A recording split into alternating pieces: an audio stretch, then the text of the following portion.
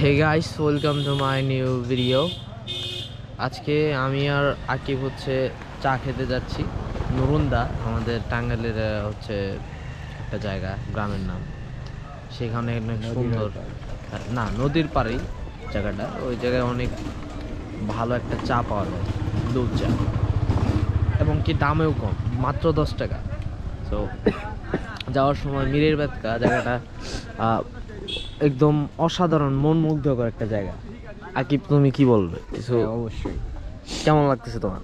অনেক ভালো লাগতেছে, অনেক ফুল আছে সরিষার, এবং কি ভালো আলাদা স্মেল আসতেছে। এই স্মেলটা খুব ভালো লাগতেছে আমার।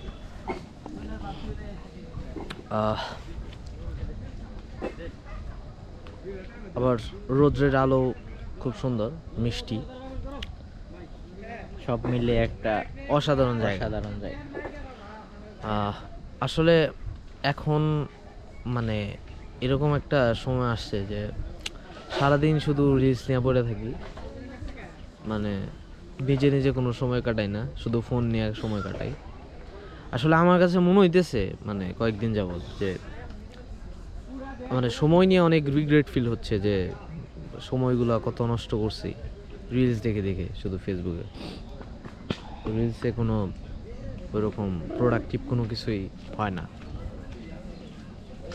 রিলসটা এমনভাবে বানানো হয়েছে যে মানে মনে হয় যে খুব ভালো লাগে, ভালো লাগতেছে, কিন্তু টাইম কোন দিক দিয়ে চলে যেতেছে এটা আমরা মানে খেয়ালও করে রাখতে পারি না।